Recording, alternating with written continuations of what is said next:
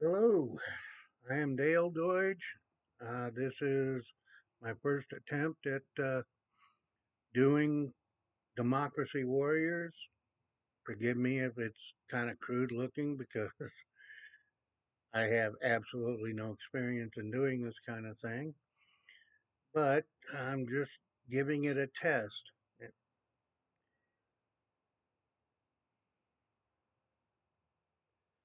So,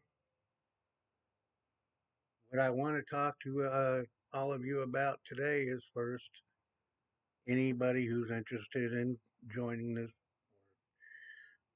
subscribing, or becoming part of the Democracy Warriors.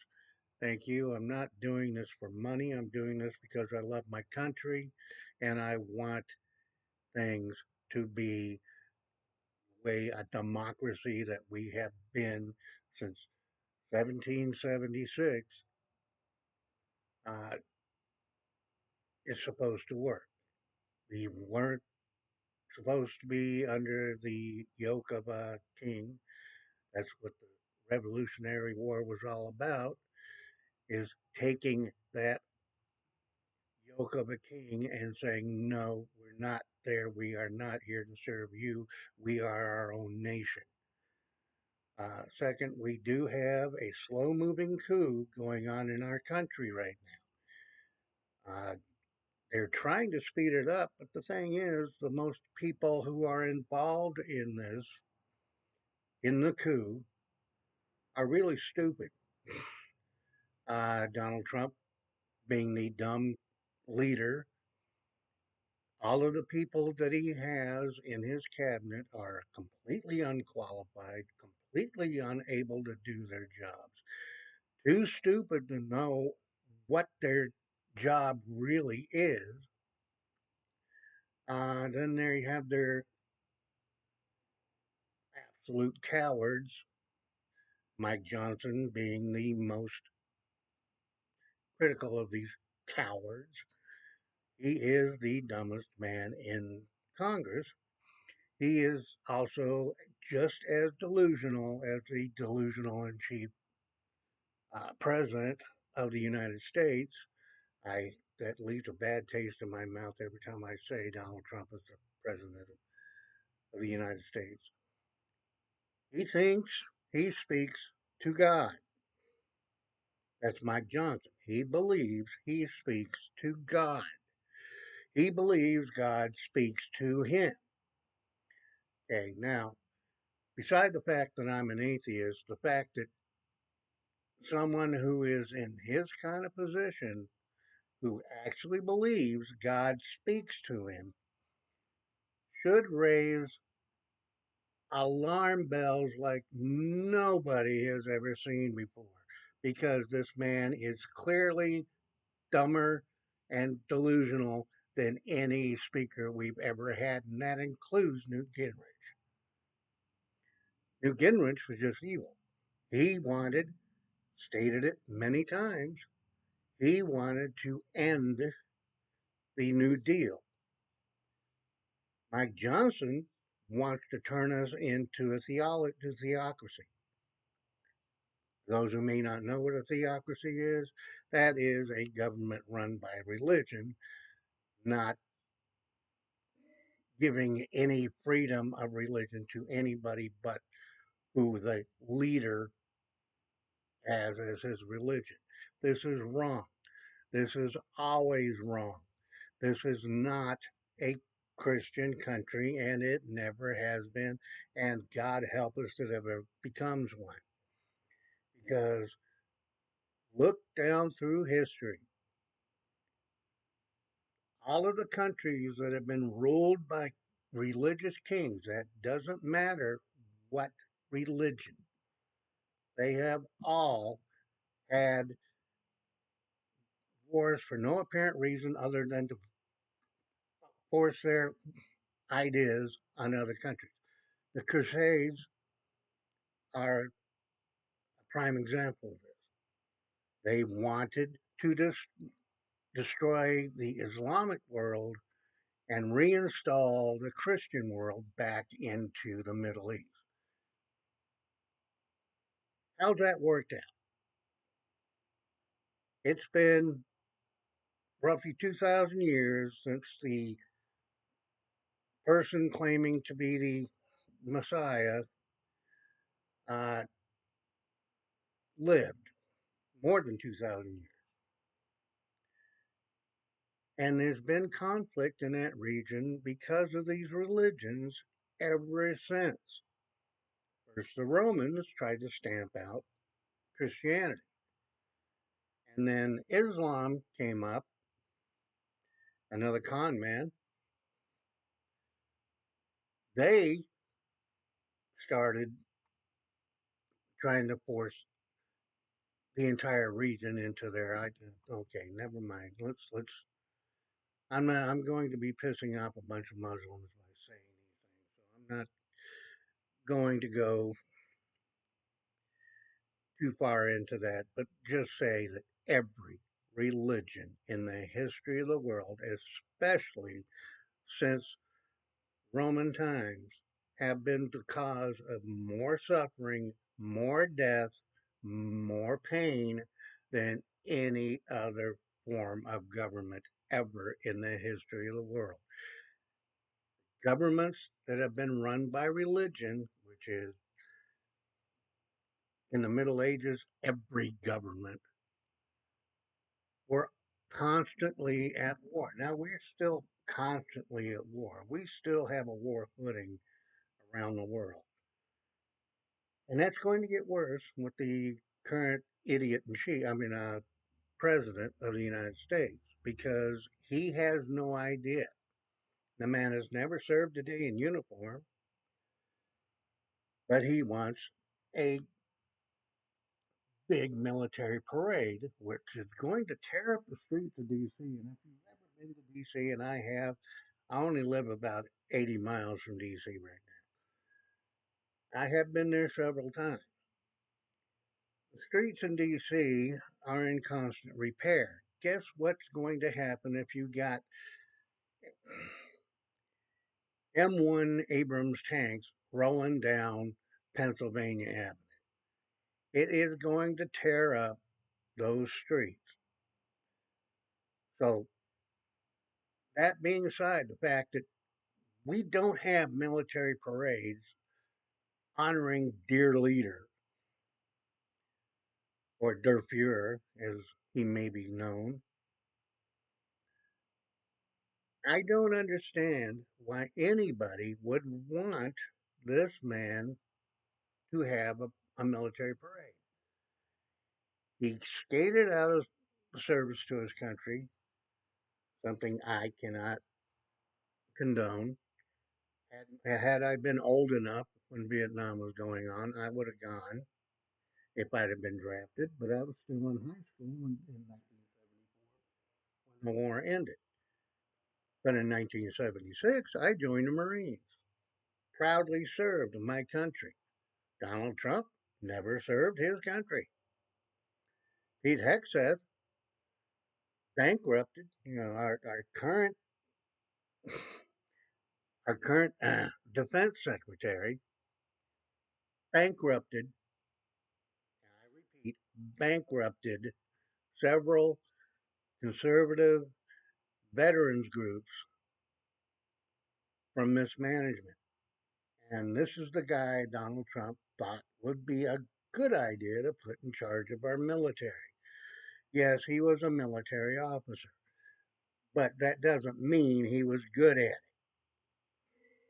I mean, I know of one other military officer who Ronald Reagan put in charge, Colonel Oliver North. I knew Colonel Oliver North when he was my commanding officer, and he was dumb as a stump then. There's a reason he never rose above the rank of lieutenant colonel. They He could not make decisions at all. Now he wants you to believe he was this great warrior. He was not. He was an incompetent officer. Believe me, I was a POC and a Lance Corporal at the time when he was my commanding officer. He sucked at the job. So that being aside, now they put him in charge of selling arms to Middle Eastern terrorists in order to get American uh, hostages released. And that worked very well for the hostage takers. It did not work well because for our government because once they got the idea that yeah, these guys are going to sell us guns if we uh, just kidnap Americans in the Middle East. Good job. Guess what happened? They kept doing it until the money line was cut off. Till we got Congress, who worked that back then, got wind of it and made them stop. Now we got Pete Hegseth, who does not understand the job that he's in. He does not understand that the government he supposedly serves is his employer. And who are the employers of the people in the United States government? The people of the United States. All of us. We are the people.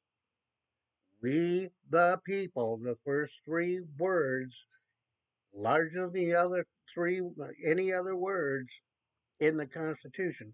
We, the people. We are in charge of the government. Too many people do not understand that, and that is a problem. The government of the United States works for us. We do not work for the government. They do not rule over us.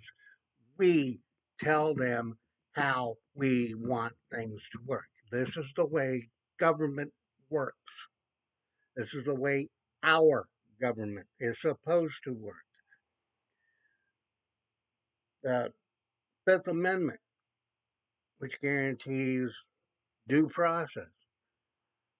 Right now, our president and our Justice Department is deporting American children with cancer, American citizens with cancer, 4-year olds, sending them out of the country saying that, well, their moms wanted them to come. No, I guarantee those moms wanted that child, they wanted that child to have the cancer treatment here in her home country, have the cancer treatment she needs to survive. It's not that hard to figure out. We are not a dictatorship, at least why not yet. We cannot allow our government to be taken over by people who do not understand the basic principles of a democratic republic, which this is a democratic republic. We must get it through their heads that we are the country, we the people. We are in charge of the government, which means we are in charge of them. We cannot take away that responsibility. We cannot give away that responsibility. Republicans in Congress, especially the House of Representatives, have given away their responsibility. This is why I advocate all the time phone calls to your senators and your congressmen, emails if you have their email address. Go out and protest, just like I do just every time I am aware of a protest near me, I'm going to be there. I do it all the time. It's important. We need to be out there. We need to be seen. We need people to understand that this is not acceptable. We will not live in a dictatorship. We can't. There's a reason all these people were trying to come to. There's a reason we are a nation of immigrants. Every one of us is descended from immigrants, and that includes the indigenous population because they came from Eurasia over the Bering Land Bridge between 30 and 40,000 years ago. We are a nation of immigrants. Our diversity is what makes us great. Our diversity is what makes us the country that we are and have been. The shining the shining city on the hill, as many have put it. I've never understood that. But we must understand that this country has always been a shining beacon, has always been what the rest of the world looked at and said, yes, this is this is a place where people can come and have at least a chance to for a better life. Our country right now is not that country. We have an entire governmental structure right now, from the president to his chief of staff to old bitch Barbie, aka Pam Bondi, uh, all the way down, do not understand that this is our diversity, our strength is our diversity, our strength. Our country gets better when we have more people coming in and adding to us, our, to our society, to our culture. Our culture is probably the only country in the world where the culture is constantly in flux because new people, new blood, new ideas come in. People come in, they want to live free, they want to have a chance to succeed, and they want to have a chance for their children to go further. You know, the tariffs that our idiot president and our cowardly Congress are putting on this, they're not going to make America great again. I mean, all they're going to do is bankrupt small businesses. They're going to put millions out of work and everything. You can see it. It's already happening. You can go to the grocery store. I went to the store the other day. I got a can of coffee, a small store brand can of coffee, which cost exactly the same amount as the large can of Colombian coffee I got the previous month. The prices are going up. When Donald Trump says the price of eggs are down 97%, hogwash. Anybody who walks into a grocery store in this country, anywhere, sees that egg prices are not down. They've gone up. Gas prices dropped 10 cents a gallon shortly after the inauguration in this area, in the Martinsburg, West Virginia area. They have gone up from 207 to 279 to 289, depending on what part of town you're in where you're buying your gas. Gas prices are not coming down. Grocery prices are not coming down.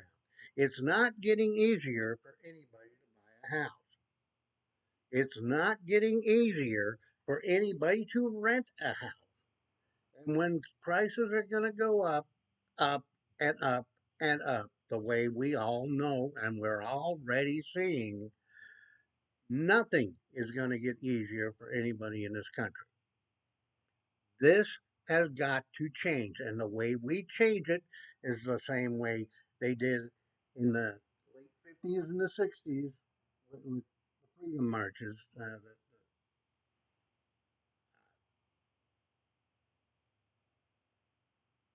the freedom movement, the Voting Rights Act, and all of that. Those changes came about because people showed up in the streets and did their civic duty, which, yes, it is a civic duty, to go out and when you see something wrong, you protest. You go out and you make people listen. That's how the great John Lewis did it. That was his good trouble.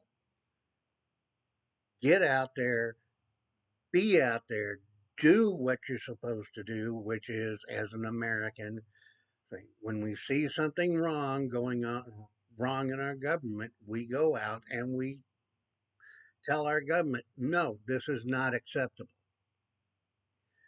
When we go out and do these things change. It happens. It happens all the time. Women, their right to vote, that is actually under threat right now. Women need to get out and say, no, this is not acceptable. Women died. People died getting these rights, the voting rights, these civil rights. People died in the struggle for these. People need to be out there doing these, getting out there and saying, no, we will not allow our rights to be taken away. And I hear it all the time. I hear it from Rachel Maddow. I hear it from other groups. I'm a big fan of Rachel Maddow. I'm a big fan of Lawrence O'Donnell. I am a big fan of Bill Maher. I know that's not going to endear me to some people, but the uh, the idea that sitting back and saying nothing never solves anything. It makes the people in charge who are doing the wrong things think that they can do it. Our voting rights, and that's anybody's voting rights. When you when people have worked so hard to get these rights, women's rights, civil rights, all of this. When people are out there and have risked their lives, have been put in jail, put in prison, and yes, even murdered because they saw what was wrong and they said, we must change this. This is what we're in right now. Things are wrong all over our country. We are absolutely heading in the wrong direction. And people need to understand the best way to get that out. Rachel Maddow says it all the time, pushback works. She's being proved right. Pushback works. It works for the people in Congress because when they realize they're, as Mel Brooks put it, our phony baloney jobs are at stake, they have to change course and start working for the people, not against them. And that's what Congress is doing right now. The maggot, and yes, I'm going to use that word a lot, the maggots in Congress, the cowardly, we're going to do whatever their leader says we're going to do. They are wrong. They are not working for Donald Trump. They're working for us. They're working for the people in their districts or their states. In the Senate, they're working for the people of the state. In Congress, they're working for the people of their district, the people who put them in office. They are not working for Donald Trump. They do not work for Donald Trump, and they have an obligation to their constituents to stand up and say, this is wrong. We have an obligation to remind them right now that they have the power to stop Donald Trump's tariffs. Because if they don't stop those tariffs, the whole country, probably the entire world is going to go into a recession, and quite possibly a 1930s type Great Depression, which affected every country on earth, which gave rise to Nazism. It's got to change, and we have to be the ones to change it. So I'm going to end this video now because one thing is clear to me right now. I need to script these because I sometimes lose my train of thought, as you probably already know. Just remember, democracy warriors, we are here because we want to live in a democracy. I want my grandchildren to live in the same free country I grew up in. That is what my whole being is. This is third on my list of my proudest achievements. My 42-year marriage to my wife, who passed away in 2019, biggest achievement, most important achievement in my life. My three children, all adults now, but they are the same. They are the three great achievements of my life. And then this, having served my country and earned the rank of sergeant in the United States Marine Corps. I was a combat engineer. Now, I never served a day in combat because at the time when we were that I served, this country wasn't at war. Had we gone to war, I would have gone gladly. I would have laid down my life for my country. It's just one of those things. And I am very proud that I achieved something that most people don't even want to try. But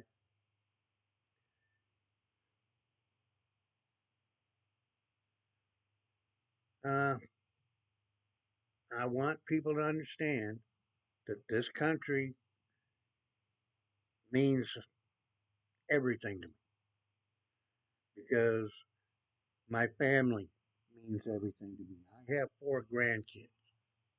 I want them to grow up in freedom where justice is more important than uh, just getting along. Just we must we must continue to fight. Thank you very much. I hope people enjoy my little talk. I will get better at this. I promise. So thank you very much. And that's all for today. Thank you.